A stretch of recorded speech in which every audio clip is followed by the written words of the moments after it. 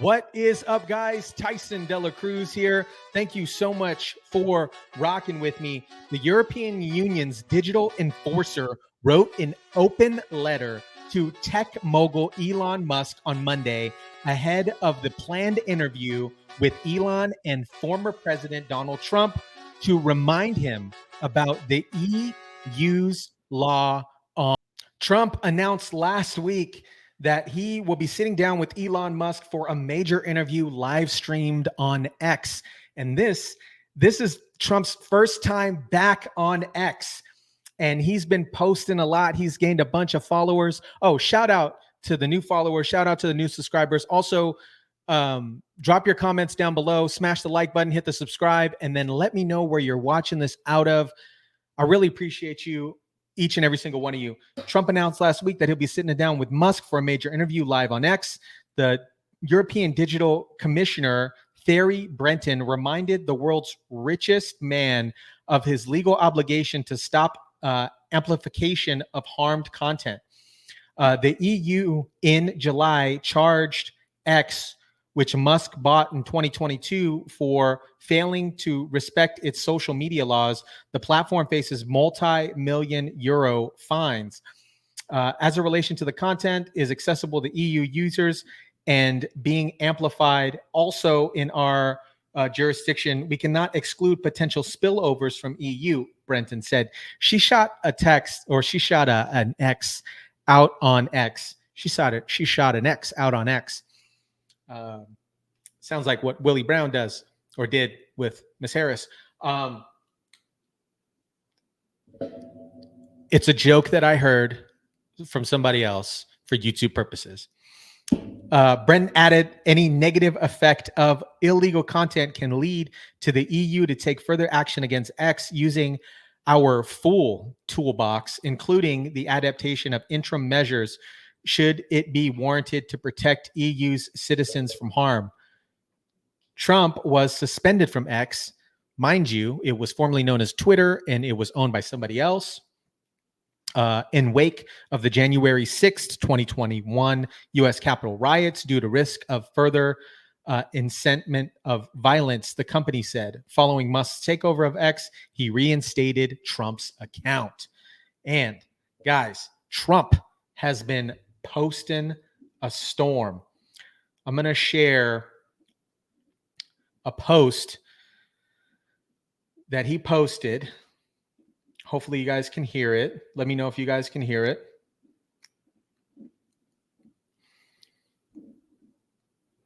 His ads, by the way, have been phenomenal. His ads have been phenomenal. Phenomenal. Let me know in the comments, out of all the ads that you've seen. I might even do a compilation video. Let me know if you want me to do a compilation video of all the recent ads that have been up on X. Let me share this ad with you. It's my honor to introduce the 45th and soon to be 47th President of the United States, Donald J. Trump. November 5th is going to be the most important day in the history of our country. And we will bring our country back together, bigger, better, bolder, brighter, happier, stronger, freer, greater, and more united than ever before. And together we will win, win, win. I have never, ever been prouder of President Trump, of my president, than when he stood up with blood all over his face and he raised his fist in defiance and he shook his fist. They're not coming after me, they're coming after you, and I just happen to be standing in their way, and I will never be moving. He's not meant to be stopped. He's meant to help fix this country. On November 5th, 2024, we will take back our country and we will make America great again. Whoo-wee. That is a good one. That is a good one. Let me know in the comments down below if you want me to do a compilation video of all the most recent Trump ads. Shout out to everybody watching. Smash the like button. Really appreciate it. Now, the EU was shooting out about misinformation, all this other stuff. And since Donald Trump has been back on X, he's gained a bunch of followers.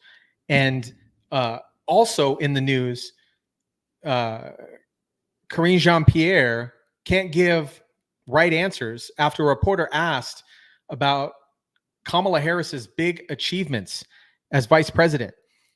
Who's excited, by the way, for the Musk-Trump interview?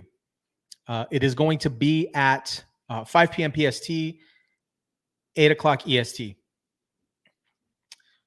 Let's jump in to what Jean-Pierre has to say.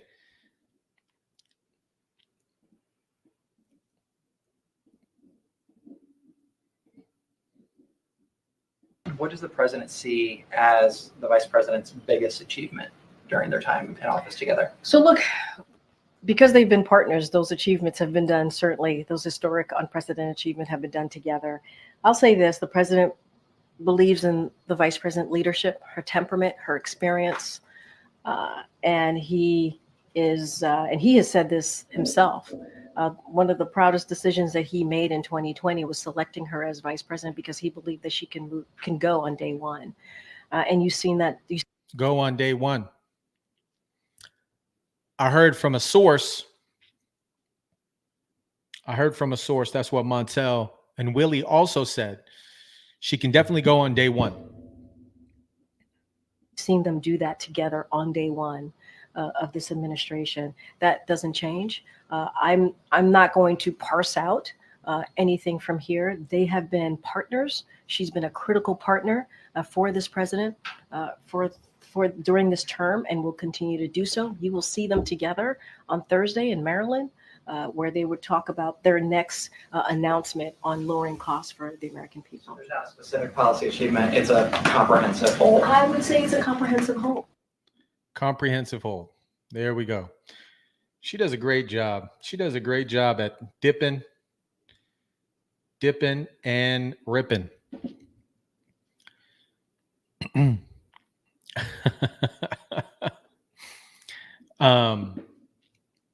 So European Union issued that letter to Elon Musk for the interview tonight. And it is interesting because just mass media in general is attempting to gaslight everybody with Kamala. And what I perceive to be gaslighting, but I'm not 100% sure. I think it's very important, as you have heard from so many incredible leaders, for us at every moment in time, and certainly this one, to see the moment in time in which we exist and are present, and to be able to contextualize it, to understand where we exist in the history and in the moment as it relates not only to the past, but the future. Now, if you pay close attention here, if the media has a bias, let me know. So I'm not 100% sure. Maybe they do, maybe they don't. I'm not sure. Shout out, drop the comments in below. Let me know if they have a bias. So when Donald Trump, former President Donald Trump, vowed to stop taxing tips, this is what CBS wrote, by the way. So this is what CBS wrote. They said, former President Donald Trump vowed to stop taxing tips, and this would cost the federal government up to $250 billion over 10 years, according to the non-partisan watchdog group. CBS then, after Kamala says, no tax on tips. Let me bring this a little bit larger. After Kamala says no tax on tips, Vice President Kamala Harris is rolling out a new policy position saying she'll fight to the end tax on tips for service and hospitality. What did she say? Hospitality workers. Again, CBS says former President Donald Trump vowed to stop taxing tips would cost the federal government up to $250 billion over the course of 10 years, according to the non-partisan watchdog group. Kamala Harris says no tax on tips. Vice President Kamala Harris is rolling out a new policy position saying she'll fight to the end. Taxes on tips to end taxes on tips for service and hospitality workers. What do you guys think about that? Drop your comments down below. Let me know.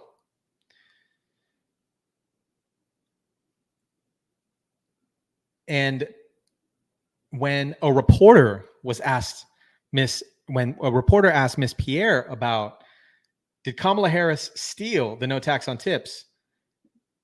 This is what she had to say.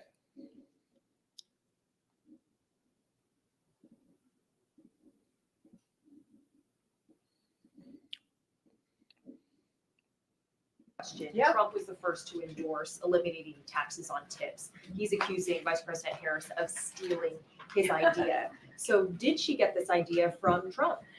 Look, I'm not going to respond to a presidential candidate. I think their campaign could speak to that directly. What I can say is this president, this vice president have always had the backs of the working people, always. And you see that in the policies that they put forward, everything that we have put forward, historic pieces of legislation that are obviously now laws, are helping middle-class workers, are helping people in different communities that are normally, again, left behind. If you think about tax cut for workers and middle-class families, instead of billionaires and big corporations getting that tax break, raising minimum wage, that is something that we have talked about and done. Ensuring yeah. What do you guys think about that? Now, here is another article. Here's the situation. Kamala Harris still has not deleted this post, by the way.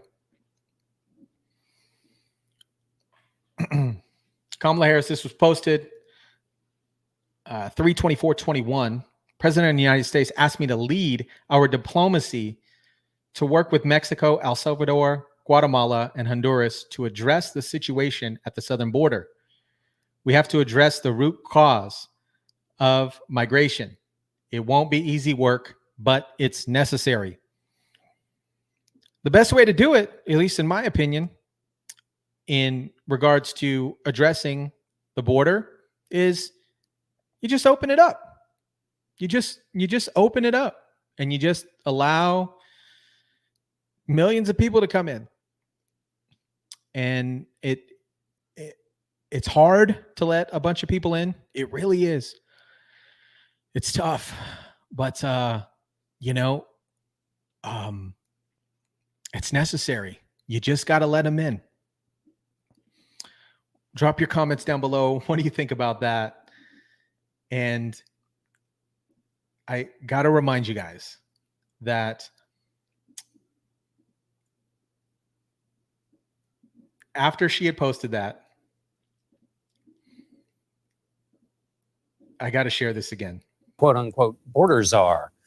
Vice President Harris was not a border czar. Meantime, Vice President and border czar Kamala Harris facing some backlash. What he said about Harris and immigration was not true. She was never appointed border czar. And this will be her first visit to the U.S.-Mexico border region since she was appointed as the border czar by President Biden. People are going to have to counter the misinformation. You already hear folks talking about the border czar. She wasn't the border czar. President Biden tapped Kamala Harris, Vice President Kamala Harris, to be the border czar.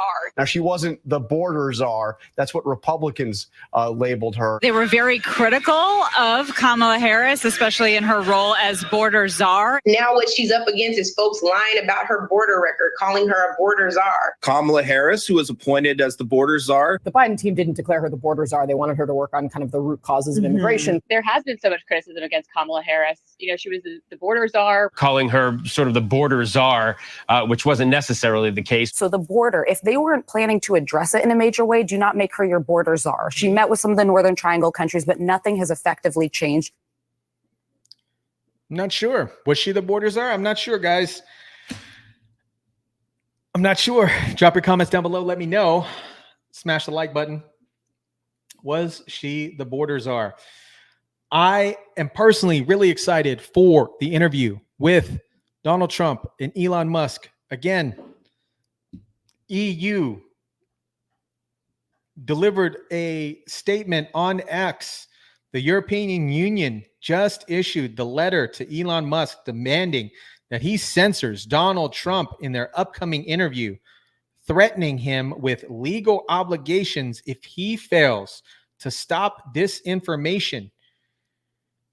Europeans are interfering in American elections. This is notably means ensuring on one hand, that freedom of expression and information, including media freedom, are effectively protected. And on the other hand, all proportionate and effective mitigation measures are in place regarding the amplification of harm content in connection with relative events, including live streaming, which, if under-addressed, might increase the risk profile of X and generate detrimental effects on civil discourse and public security. This information, against the background of recent examples of public unrest brought about by amplification of content that promotes hatred, disorder, for violence, and certain instances of disinformation. And Elon responded. The conversation's still going on. I want to know if you guys are excited for the interview tonight. I am potentially going to live stream it, so stay tuned for that. I'd love to have you guys join me on the watch party. Drop your comments below on what you think about this whole fiasco. Man, I am dropping bars. Let's go. I'm dropping bars. Anyways, drop your comments down below. Hit the like and subscribe button. And as always, guys, I will